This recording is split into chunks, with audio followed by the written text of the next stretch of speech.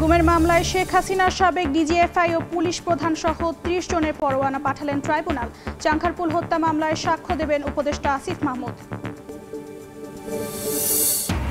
নির্বাচিত সরকার দেখতে চান বিনিয়োগকারীরা, যেটুকু ঐক্য হয়েছে তা নিয়ে এগিয়ে যাওয়ার পরামর্শ আমির খসরুর। জার্মান রাষ্ট্রদূতের সঙ্গে বিএনপি মহাসচিবের বৈঠক।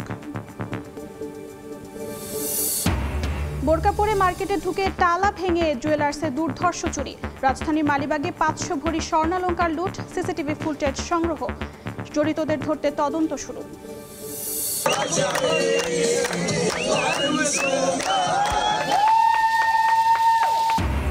ইসরায়েল হামাস যুদ্ধবিরতির ঘোষণায় গাজাবাসীর উচ্ছ্বাস। তেল আবিবেও জিম্মিদের পরিবারের স্বস্তি, শিগগিরই মুক্তির আশা।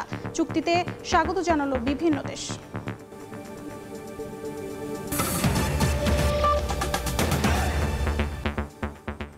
সময় সংবাদের সঙ্গে আছি আমি অর্জিতা শেহজাদ। গুমের মামলায় শেখ হাসিনা, সাবেক ডিজিএফআই ও পুলিশ প্রধান সহ ৩০ জনের গ্রেফতারি পরোয়ানা সংশ্লিষ্ট ১২ দফতরে পাঠিয়েছেন আন্তর্জাতিক অপরাধ ট্রাইব্যুনাল। আন্তর্জাতিক অপরাধ ট্রাইব্যুনালের রেজিস্ট্রার দফতর এ তথ্য নিশ্চিত করেছে। Chief prosecutor advocate Tajul Islam জানান, বুধবার এ পরোয়ানা পাঠানো হয়। এর আগে টিএফআই সেল ও জেআইসি সেলের ২ গুমের মামলার অভিযোগপত্র আমলে নেন ট্রাইব্যুনাল ১। শেখ হাসিনা, আসাদুজ্জামান খান কামাল, ডিজিএফআই এর সাবেক ৫ প্রধান সহ ৩০ জনের বিরুদ্ধে গ্রেফতারি পরোয়ানা জারি করেন বিচারক। তাদের বিরুদ্ধে ৫টি করে অভিযোগ আনা হয়। এর মধ্যে টিএফআই সেলের গুমের মামলায় আসামি করা হয়েছে শেখ হাসিনা সহ ১৭ জনকে। জেআইসি সেলের গুমের মামলায় আসামি করা হয় ১৩ জনকে। এদিকে ৫ আগস্ট চাংখারপুলের ৬ জনকে হত্যা মামলার ১০ম দিনের সাক্ষ্য গ্রহণ আজ। সাক্ষ্য দেবেন জুলাই আন্দোলনের অন্যতম সমন্বয়ক উপদেষ্টা আসিফ মাহমুদ সজীব ভুঁইয়া। আন্তর্জাতিক অপরাধ ট্রাইব্যুনাল ১-এ এই সাক্ষ্য গ্রহণ হবে। এর আগে আসিফ মাহমুদ মামলার তদন্ত কর্মকর্তার কাছে জবানবন্দি দেন। সেখানে উল্লেখ করেন, জুলাই অভ্যুত্থানে তৎকালীন প্রধানমন্ত্রী ও স্বরাষ্ট্রমন্ত্রীকে দেখানোর কথা বলে সমন্বয়কদের কাছ থেকে জোরপূর্বক ভিডিও বার্তা নিয়েছিল ডিবি। এই মুহূর্তে আন্তর্জাতিক অপরাধ ট্রাইব্যুনালে আছেন সহকর্মী আফজাল হোসেন। সরাসরি যাচ্ছি তার কাছে।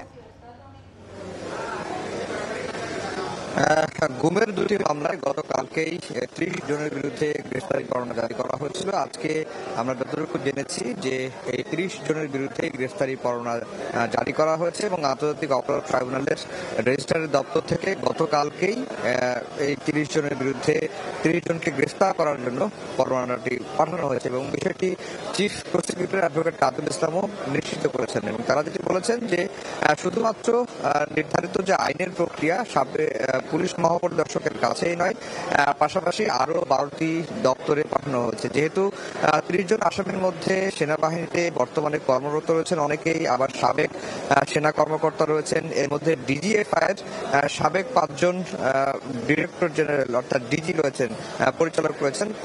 সেই কারণে army chief of army staff থেকে শুরু করে ১২টি দপ্তরে এই গ্রেফতারি পরোয়ানা পাঠানো হয়েছে এবং পুলিশ মহাপরিদর্শকের কাছেও গ্রেফতার করার জন্য আসামিদের পরোয়ানা পাঠানো হচ্ছে। এর বাইরে রামপুরায় যে ২৮ জনকে হত্যার যে মামলা, গতকালকে ৪ জনের বিরুদ্ধে ওয়ারেন্ট জারি করা হয়েছিল। এর মধ্যে বিজিবির তৎকালীন লেফটেন্যান্ট কর্নেল রেদওয়ানুল ইসলাম সহ ৪ জন, তাদের গ্রেফতারি পরোয়ানাটি লিখিত আকারে পাঠানোর প্রক্রিয়াটি চলছে। অল্প কিছুক্ষণের মধ্যেই তাদের গ্রেফতারি পরোয়ানা পাঠানো হবে। আর যেটি বলে রাখি যে এর বাইরে চাংখারপুলের যে ৬ জনকে হত্যা করা হয়েছিল ২০২৪ সালের ৫ আগস্ট, সেই হত্যা মামলায় আজকে জুলাই গণঅভ্যুত্থানের অন্যতম সমন্বয়ক উপদেষ্টা আসিফ মাহমুদ সজীব ভুঁইয়া তিনি আজকে সাক্ষ্য দেবেন। আমরা যতটুকু জানতে পেরেছি প্রসিকিউশন দপ্তর থেকে আমাদেরকে বলা হয়েছে দুপুরের পরে আন্তর্জাতিক অপরাধ ট্রাইব্যুনালে ১-এ তিনি এই সাক্ষ্যটি দেবেন। আর এর বাইরে যদি বলে রাখি যে গুমের যে মামলাগুলো হয়েছে সেই মামলাগুলোর তদন্ত চলছে। আরো বেশ কয়েকটি মামলার তদন্ত তারা করছেন।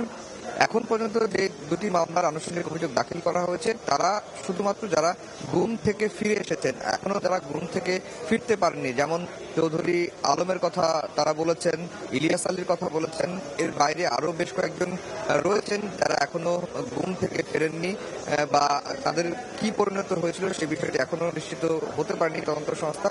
সেই মামলাগুলোর তদন্ত চলছে। সেই মামলাগুলোতে তদন্ত শেষ হলে সাবেক সেনা কর্মকর্তা জিয়াউল হাসান সহ বেশ কয়েকজনের বিরুদ্ধে আরেকটি অভিযোগপত্র দেওয়া হবে এমনটি কিন্তু প্রসিকিউশনের তরফ থেকে জানানো হয়েছে। তো এই ছিল আন্তর্জাতিক অপরাধ ট্রাইব্যুনাল থেকে আমার কাছে সবশেষ খবর। এতক্ষণ আমরা সরাসরি যুক্ত ছিলাম আন্তর্জাতিক অপরাধ ট্রাইব্যুনালে। বাংলাদেশের নির্বাচিত সরকার দেখতে চান বিএনপি বিনিয়োগকারীরা। জার্মান রাষ্ট্রদূতের সঙ্গে বিএনপি মহাসচিব মির্জা ফখরুল ইসলাম আলমগীরের বৈঠকের পর এই কথা বলেছেন দলটির স্থায়ী কমিটির সদস্য আমির খসরু মাহমুদ চৌধুরী। যেটুকু ঐক্য হয়েছে তা নিয়েই এগিয়ে যাওয়ার পরামর্শ দেন আমির খসরু।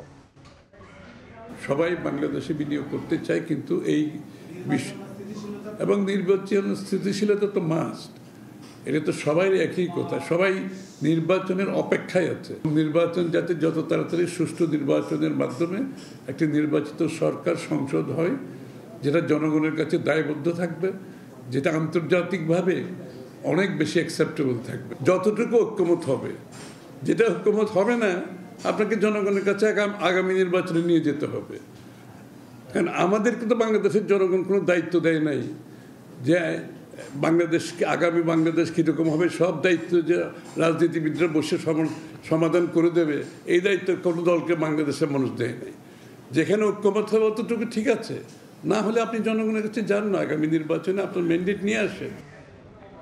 দীর্ঘ ৮ বছর পর শহীদ রাষ্ট্রপতি জিয়াউর রহমানের কবর জিয়ারত করলেন বিএনপি চেয়ারপারসন বেগম খালেদা জিয়া। বুধবার রাত ১১টার দিকে শেরে বাংলা নগরের জিয়াউর রহমানের সমাধিস্থলে এসে তার রুহের মাগফিরাত কামনা করে দোয়া মোনাজাত করেন তিনি। এ সময় বেশ আবেগ আপ্লুত ছিলেন বিএনপি নেত্রী। ব্যক্তিগত চিকিৎসক ডাক্তার AZM জাহিদ হোসেন জানান, নিজ আগ্রহেই কবর জিয়ারত করতে আসেন বেগম জিয়া। তিনি রাজনীতি থেকে অবসর নেননি জানিয়ে জাহিদ হোসেন বলেন, বেগম জিয়া ও তার ছেলে তারেক রহমানের নেতৃত্বে পরিচালিত হচ্ছে বিএনপি। আহমেদ সালেহিনের রিপোর্ট। দীর্ঘদিন পর শেরে বাংলা নগরে স্বামীর কবরের পাশে এলেন বিএনপি চেয়ারপারসন বেগম খালেদা জিয়া। আবেগ আপ্লুত অসুস্থ বিএনপি নেত্রী বেশ কিছুক্ষণ সময় কাটান স্বামীর সমাধিস্থলে। দুহাত তুলে জিয়াউর রহমানের আত্মার মাগফিরাত কামনা করেন স্ত্রী বেগম জিয়া। দোয়া দুরুদ পাঠ করেন তিনি। এ সময় সঙ্গে ছিলেন বিএনপি মহাসচিব মির্জা ফখরুল ইসলাম আলমগীর, ব্যক্তিগত চিকিৎসক ডাক্তার AZM জাহিদ হোসেন ও ডাক্তার শাহাবুদ্দিন আহমদ। তার নিরাপত্তার কারণে দলীয় নেতাকর্মীরা এ সময় সমাধিস্থলের বাইরে থেকে দোয়ায় অংশ নেন। জিয়াউর রহমানের কবর জিয়ারত শেষে বেরিয়ে যাওয়ার সময় নেতাকর্মীরা বেগম জিয়াকে অভিবাদন জানান। দলীয় নেত্রীকে এক নজর দেখতে শেরে বাংলা নগরে এ সময় ঢল নামে নেতাকর্মীদের। 2018 সালের 8ই ফেব্রুয়ারি কারাগারে যাওয়ার আগে সবশেষ স্বামীর সমাধিস্থলে এসেছিলেন বেগম খালেদা জিয়া। এরপরে আর সমাধিস্থলে আসা হয়নি তার।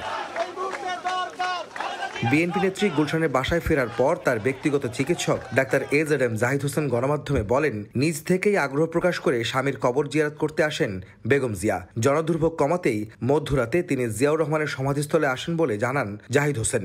তাৎক্ষণিকভাবে স্থির করেছেন, তাৎক্ষণিকভাবে জানিয়েছেন, যার জন্যই যাতে দেশের মানুষের কষ্ট না হয়, রাস্তায় চলাচলকৃত মানুষের কষ্ট না হয়, সেই জন্য একটু গভীর রাত্রটাকে উনি বেছে নিয়েছেন। বেগম জিয়া রাজনীতি থেকে অবসর নেননি। তিনি ও তার ছেলে তারেক রহমানের নেতৃত্বে বিএনপি পরিচালিত হচ্ছে বলে জানান ডাক্তার AZM জাহিদ হোসেন। স্বাভাবিকভাবেই উনি রাজনীতিতে আছেন, উনি রাজনীতি থেকে অবসর নিয়েছেন, ঘটনাটি তা নয়। আমাদের ভারপ্রাপ্ত চেয়ারম্যান, উনি যেহেতু আমাদের চেয়ারম্যান কারান্তরীণ ছিলেন, সেজন্য উনি সিনিয়র ভাইস চেয়ারম্যান হিসাবে আমাদের দলের দায়িত্ব পালন করছেন। বিএনপি নেত্রী 2 বছরের বেশি সময় কারাগারে ছিলেন। 2020 সালের 25শে মার্চ শর্ত সাপেক্ষে তৎকালীন আওয়ামী লীগ সরকার তাকে 6 মাসের জামিনে মুক্তি দেয়। এরপর নানা রোগে আক্রান্ত বেগম জিয়াকে বহুবার যেতে হয় হাসপাতালে। গণঅভ্যুত্থানে শেখ হাসিনা সরকারের পতন হলে সম্পূর্ণ মুক্ত হন সাবেক প্রধানমন্ত্রী বেগম খালেদা জিয়া। এরপরে তিনি সুচিকিৎসার জন্য গত 7ই জানুয়ারি লন্ডনে যান। 5 মাস চিকিৎসার পর গত 6 মে দেশে ফেরেন বিএনপি নেত্রী। আহমেদ সালেহিন, সময় সংবাদ, ঢাকা। সময় সংবাদে আরও থাকছে। এক সাগরে 2 নিয়ম, বাংলাদেশে নিষেধাজ্ঞা চললেও দেদারসে মাছ ধরছে ভারতীয়রা। সরকারি খাদ্য সহায়তাও না পাওয়ার অভিযোগ পটুয়াখালীর জেলেদের। ওমানের সড়ক দুর্ঘটনায় নিহত 8 প্রবাসী বাংলাদেশের মধ্যে 7 জনের বাড়ি চট্টগ্রামের সন্দ্বীপে, অপর একজন রাউজানের বাসিন্দা। স্বজনহারাদের আর্তনাদে ভারী এলাকার পরিবেশ। মরদেহ দেশে ফেরানোর দাবি এলাকাবাসীর।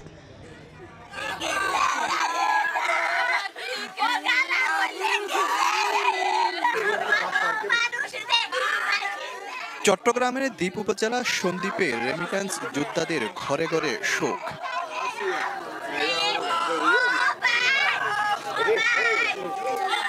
প্রবাসী শাহাবুদ্দিনের 4 মাস বয়সী ফুটফুটে শিশু আসিয়া আর কখনো পাবে না বাবার আদর।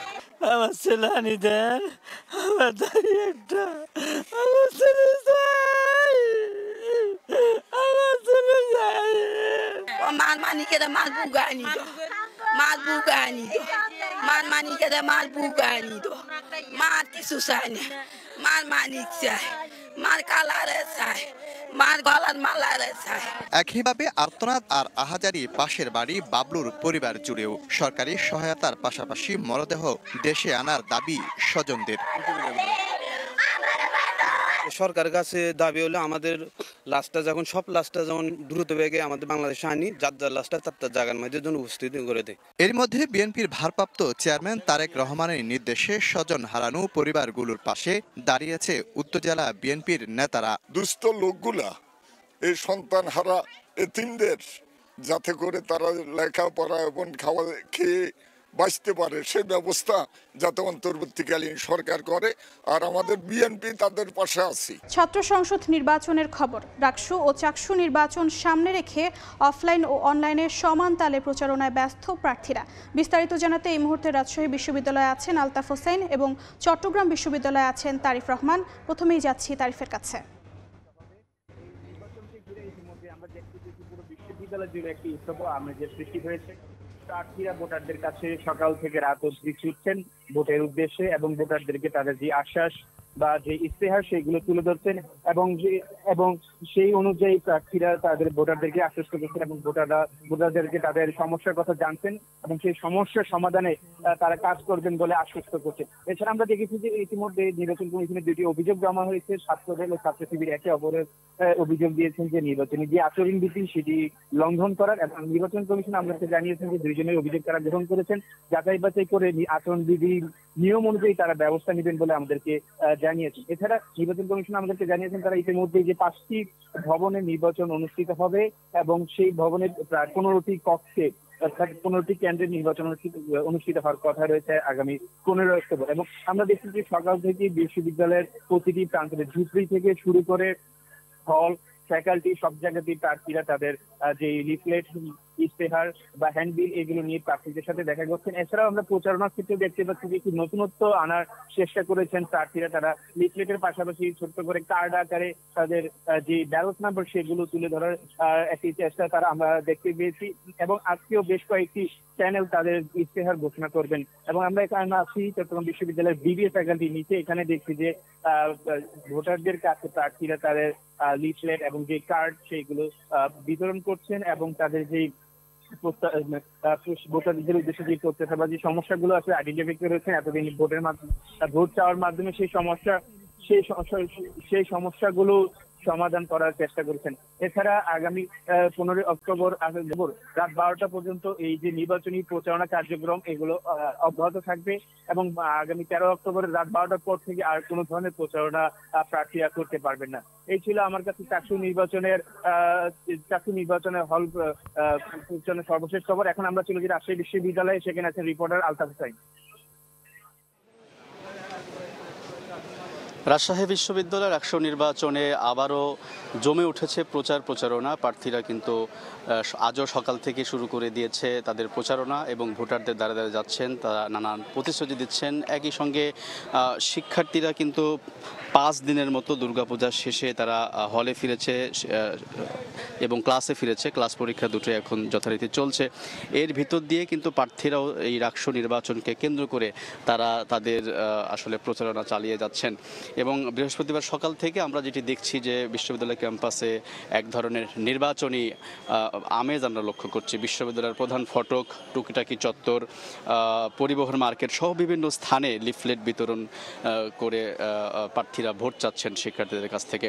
তবে পোষ্যকোটা ইস্যুতে আসলে শিক্ষক কর্মকর্তাদের যে শাটডাউন কর্মসূচি এবং শিক্ষার্থীদের মধ্যে হাতাহাতির ঘটনা, এর জেরে কিন্তু ভোটের তারিখ কয়েকবার পরিবর্তন হয় এসব কারণে শিক্ষার্থীরা আসলে রাকসু নির্বাচন নিয়ে অনেকটা আগ্রহ হারিয়েছে বলে অভিযোগ করছেন কিন্তু প্রার্থীরা, এবং তারা বলছেন যে পোষ্য কোটা ও প্রশাসনিক যেসব জটিলতা রয়েছে সেসব সমস্যাগুলো দ্রুত সমাধান করে সুষ্ঠু ও নির্ধারিত সময়ে ভোট আয়োজন করতে প্রশাসনের কাছে কিন্তু প্রার্থীরা আহ্বান জানাচ্ছেন।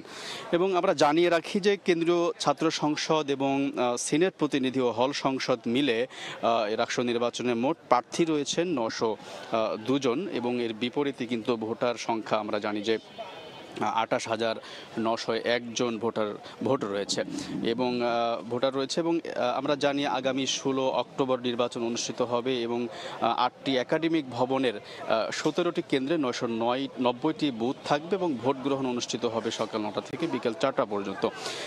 জানিয়ে রাখি যে এর আগে আমরা জানি গত 18 সেপ্টেম্বর রাবির প্রশাসন পোষ্য কোটা ফিরিয়ে আনার সিদ্ধান্ত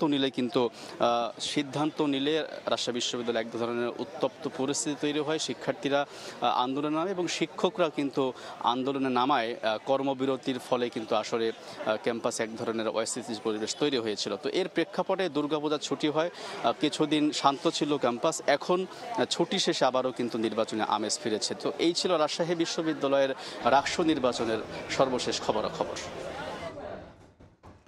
এতক্ষণ আমরা সরাসরি যুক্ত ছিলাম চট্টগ্রাম বিশ্ববিদ্যালয় এবং রাজশাহী বিশ্ববিদ্যালয়। রাজধানীর মালিবাগের ফরচুন মার্কেটের একটি জুয়েলার্সে দুর্ধর্ষ চুরি হয়েছে। 500 ভরি স্বর্ণালংকার ও নগদ টাকা লুটের অভিযোগ করেছেন মালিক।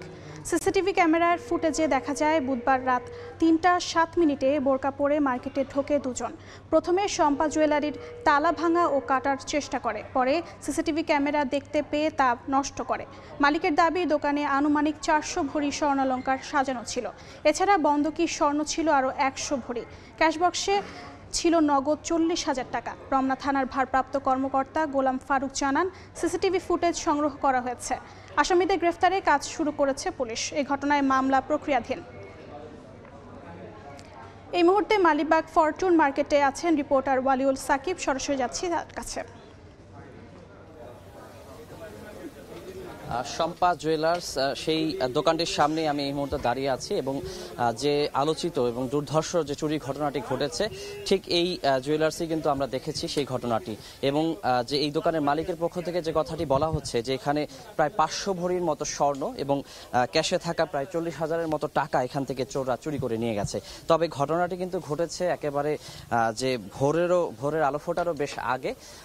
মোটামুটি 3টার দিকে আমরা যে খবর পেয়েছি যে দুজন যে চোর আসলে এখানে এসেছিলেন এবং তারা বোরখা পরিহিত ছিলেন।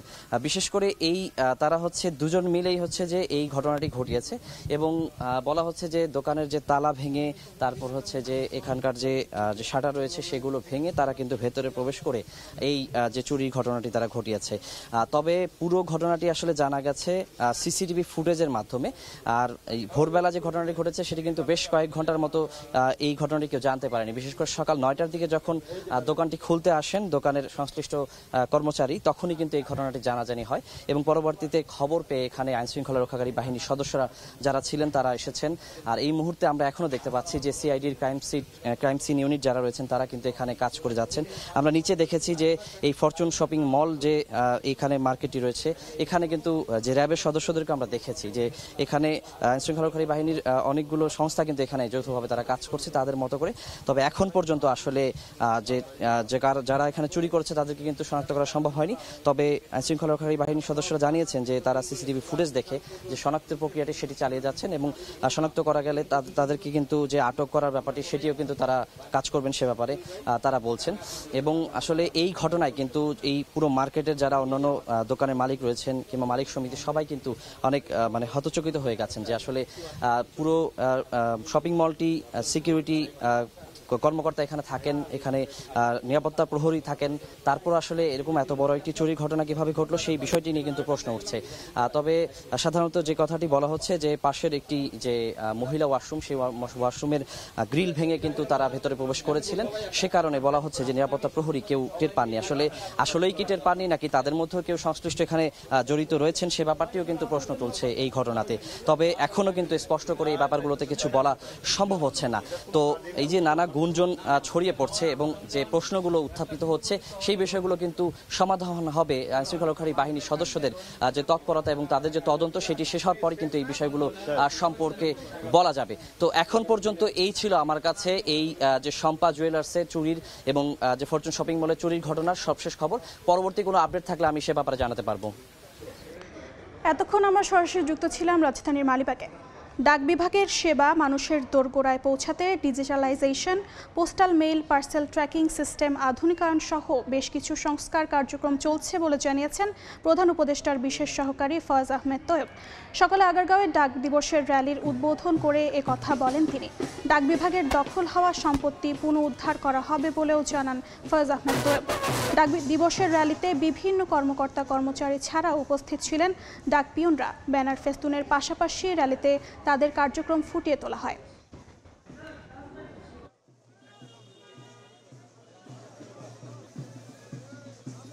বাংলাদেশ ডাক বিভাগের যে ঐতিহ্য, শত বছরের এই ঐতিহ্যকে মানুষের কাছে আবারও নিয়ে যাওয়ার জন্য আমরা ডাক বিভাগে উল্লেখযোগ্য পরিমাণ কিছু সংস্কার কার্যক্রম চালাচ্ছি। বাংলাদেশের ই-কমার্সকে শহর থেকে গ্রামে পৌঁছে দেওয়া এবং সেখানে যেহেতু গ্রামে বেসরকারি কুরিয়ার সার্ভিস এবং ই-কমার্সের অনুপস্থিতি আছে, বৈষম্যহীনভাবে এই বাংলাদেশ ডাক বিভাগের মাধ্যমে আমরা চাই এই সেবাগুলো শহর এবং গ্রামে সব জায়গায় পৌঁছে দিতে। সময় সংবাদে আরও থাকছে। এশিয়ান কাপ ফুটবল বাছাই রাতে মুখোমুখি বাংলাদেশ হংকং। মূল পর্বের রেসে জিততে মরিয়া লাল সবুজ। ভালো খেলার বিকল্প দেখছেন না জামাল ভুঁইয়া। এমপি কোটায় আনা 30টি পাজেরো নিলামে বিক্রির পরিবর্তে সরকারি পরিবহন অধিদপ্তরে হস্তান্তরের সিদ্ধান্ত চূড়ান্ত করেছে জাতীয় রাজস্ব বোর্ড। প্রতি গাড়ির মূল্য 12 কোটি টাকা করে হলেও নিলামে মাত্র 1 লাখ থেকে 3 কোটি টাকা দর তোলায় এনবিআরের এই কঠোর সিদ্ধান্ত। এদিকে গাড়িগুলো হস্তান্তরের ব্যবস্থা নিতে এনবিআরের পক্ষ থেকে চট্টগ্রাম কাস্টম হাউসে দেওয়া হয়েছে চিঠিও। সাক্ষর ত্রিপুর ক্যামেরায় বিস্তারিত জানাচ্ছেন কমল দে।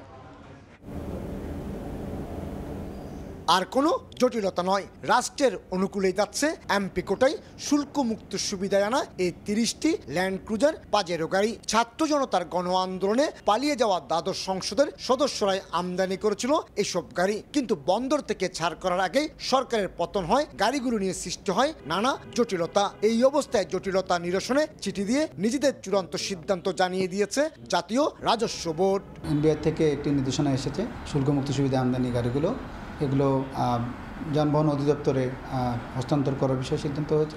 জাপানে প্রস্তুতকৃত 2022 মডেলের এসব গাড়ির প্রতিটির আমদানি মূল্য 1.5 কোটি টাকা হলো 800% শুল্কের কারণে বাংলাদেশে বাজার মূল্য 12 কোটি টাকার বেশি। কিন্তু সংসদ সদস্য হয় শুল্কমুক্ত সুবিধায় গাড়িগুলো আমদানি করা হয়েছিল। নিলামের মাধ্যমে যে টাকাটা আহরণ করতো, ট্যাক্সটা আহরণ করতো, রাজস্ব আহরণ করতো, ওই রাজস্বটা কে দেবে এখন?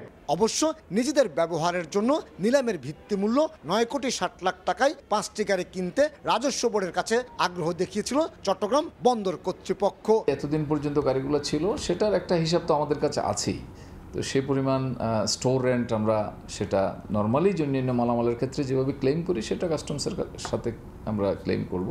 শুধু যে এমপি কোটার 30টি গাড়ি নিয়ে জটিলতা সৃষ্টি হয়েছিল তা কিন্তু নয়, 20 বছরের বেশি সময় ধরে আটকে আছে আরও অন্তত 300 গাড়ি। ভালো কন্ডিশনে গাড়িগুলো থাকা অবস্থায় নিষ্পত্তি করে ফেলে তাহলে বন্দরের রাজস্ব আয়টা অনেক ভালো পাবে বলে আমি মনে করি। অবশ্য সরকার পতন ঠিক আগ মুহূর্তে অর্থাৎ জুলাই মাসে গাড়ি ছাড় করে নিয়েছিল ক্রিকেটার সাকিব আল হাসান এবং ব্যারিস্টার সুমন সহ অন্তত 7 জন। কমল দে, সময় সংবাদ, চট্টগ্রাম। এক সাগরে 2 নিয়ম। বঙ্গোপসাগরে বাংলাদেশের জলসীমায় মাছ শিকারের নিষেধ থাকলেও নেই প্রতিবেশী দেশে নিষেধাজ্ঞা। ফাঁকা সমুদ্র পেয়ে ভারতীয়রা বাংলাদেশের জলসীমায় ঢুকে অনায়াসে মাছ ধরে নিয়ে যাচ্ছে বলে অভিযোগ বাংলাদেশি জেলেদের। আর সমুদ্রে যেতে না পেরে কর্মহীন হয়ে কষ্টে দিন কাটছে তাদের। সরকারি খাদ্য সহায়তায় চালও মেলেনি এখনও। তৌকিব পেদার ছবিতে শিকদার জাবির হোসেনের রিপোর্ট।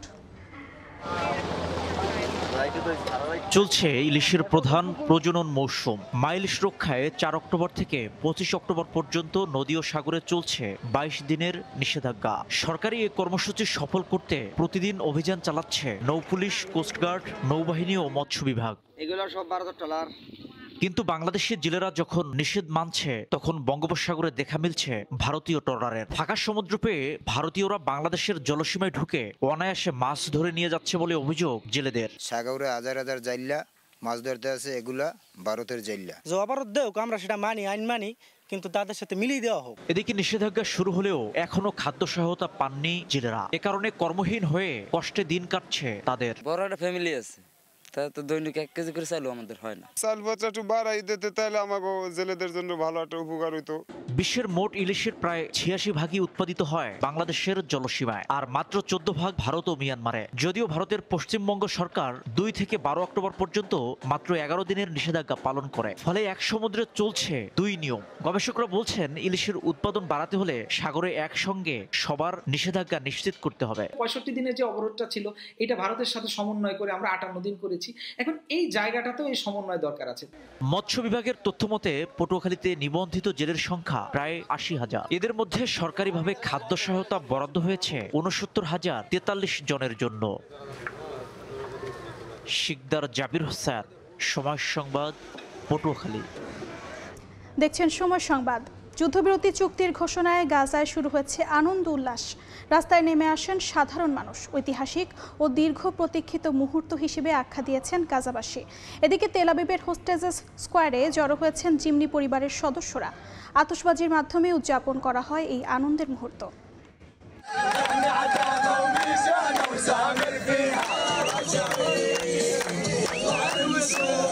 দীর্ঘ 2 বছরের গণহত্যা বন্ধের খবর শুনে যেন বুক ভরে শ্বাস নিল গাজাবাসী। বৃহস্পতিবার ভোররাতেই গাজার খান ইউনিসের নাসের হাসপাতালের সামনে থেকে শহরের অলিগুলি সবখানেই একই দৃশ্য। কেউ পতাকা উড়াচ্ছেন, কেউ সৃষ্টিকর্তার শুকরিয়া আদায়ে ব্যস্ত। 2 বছরের হত্যাযজ্ঞ, ধ্বংস আর গণহত্যার পর এই উল্লাস যেন জীবনের ফিরে আসার জানান দিচ্ছে। অনেকের মতে যুদ্ধ থামার ঘোষণা গাজার মানুষকে নতুন করে বাঁচার সাহস দিয়েছে। মার্কিন প্রেসিডেন্ট ডোনাল্ড ট্রাম্পের প্রতি কৃতজ্ঞতা প্রকাশ করেন গাজাবাসী। ধন্যবাদ জানিয়েছে সব দেশ ও সংগঠনকে যারা রক্তপাত বন্ধে ভূমিকা রেখেছে। তারা জানান এই যুদ্ধবিরতি কেবল গাজার নয়, সমগ্র আরব ও মুসলিম বিশ্বের জন্য স্বস্তির বার্তা। প্রেসিডেন্ট ট্রাম্প ঘোষণা করেছেন যে যুদ্ধ থেমে গেছে। আমরা খুব খুশি, যুদ্ধ থেমে গেছে। আমরা ধন্যবাদ জানাই আমাদের ভাইদের এবং সবাইকে যারা যুদ্ধ থামাতে ও রক্তপাত বন্ধে অবদান রেখেছেন। ولو بالكلام عن انه يوقف هذا الحرب. What do you guys have to say to President Trump? Thank you. এদিকে ইসরায়েলি বন্দীদের পরিবারকে নিজে ফোন করে যুদ্ধবিরতির বার্তা দেন মার্কিন প্রেসিডেন্ট ডোনাল্ড ট্রাম্প। এ সময় আনন্দে মেতে ওঠে বন্দীদের পরিবার। তেল আবিবের হোস্টেজ স্কোয়ারে জড়ো হন শত শত পরিবার। ইসরায়েল হামাস চুক্তির খবরে বন্দী পরিবারের চোখে ফুটে ওঠে অশ্রুসিক্ত স্বস্তি। প্রিয়জনদের প্রত্যাবর্তনের আশায় কেউ কাঁদছেন, কেউ মোমবাতি হাতে প্রার্থনা করছেন। ইসরায়েলের রাজধানীতে আতশবাজির মধ্য দিয়ে উদযাপন করা হয় ঐতিহাসিক মুহূর্ত।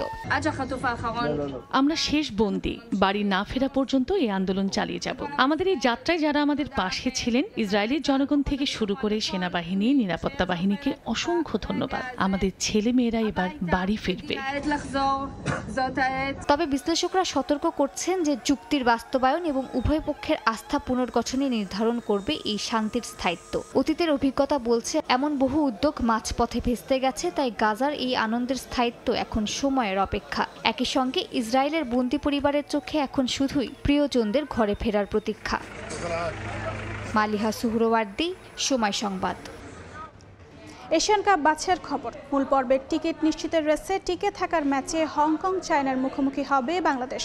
ভালো প্রস্তুতির কথা বলে কোচ হ্যাভিয়ার কাবরেরা বড় প্রত্যাশার কথা শোনালেও বাস্তবতা বলছে ভিন্ন কথা। অন্যদিকে ম্যাচটা কঠিন মানলেও আত্মবিশ্বাসী হংকং কোচ। জাতীয় স্টেডিয়ামে ঢাকায় ম্যাচ শুরু হবে বৃহস্পতিবার রাত 8টায়। হামজা চৌধুরীকে নিয়ে হংকং চায়না কোচের রসিকতা। তার দলে লেস্টার তারকা থাকলে নাকি বেঞ্চেই বসিয়ে রাখতেন। তাতে লাল সবুজদের মনোবলে এতটুকু চিড় ধরার কোনো কারণ নেই, কারণ রসিকতার ছলে হলেও হংকং কোচ কথাটা বলেছেন নিজেকে চাপমুক্ত রাখতে। অবশ্য প্রতিপক্ষকে বলল তা নিয়ে ভাবার সময় নেই জামালদের। কোচ ব্যস্ত তারকায় ঠাসা হংকংয়ের বিপক্ষে কৌশল নিয়ে। র্যাঙ্কিংয়ে এগিয়ে থাকলেও দুটো দল কাছাকাছি শক্তির। এটা আমাদের জন্য খুবই গুরুত্বপূর্ণ ম্যাচ, কারণ এশিয়ান কাপে কোয়ালিফাই করার রেসে টিকে থাকতে হলে জয়ের কোনো বিকল্প নেই। ঢাকায় পা রেখে মাত্র একটি প্র্যাকটিস সেশন পেয়েছেন সমিত সোম, সঙ্গে আছে ভ্রমণ ক্লান্তি। 3 সেশনে হামজা দলের সঙ্গে মানিয়ে নিয়েছেন বেশ। লেফট ব্যাক পজিশনে জায়ান খেলছেন তা প্রায় নিশ্চিত।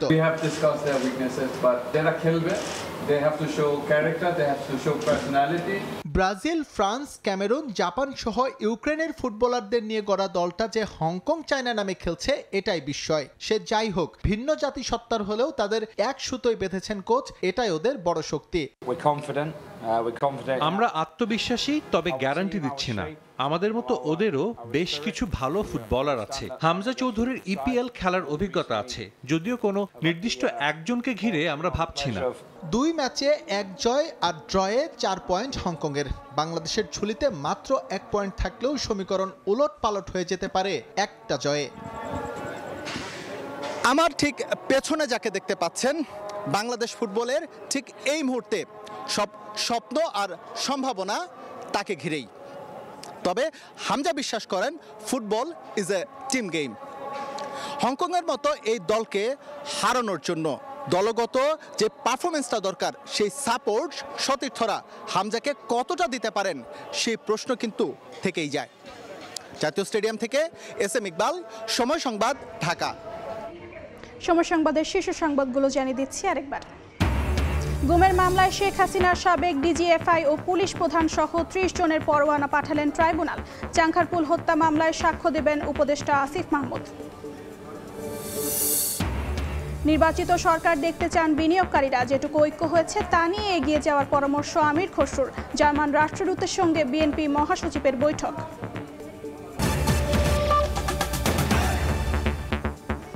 এ ছিল সময় সংবাদে। খেলার সময়ের সঙ্গে থাকবেন তারেক হাসান শিমুল। অরিজিৎ, আপনাকে ধন্যবাদ। খেলার সময় নিয়ে আসছি কিছুক্ষণ পর, সঙ্গে থাকুন সময়ের।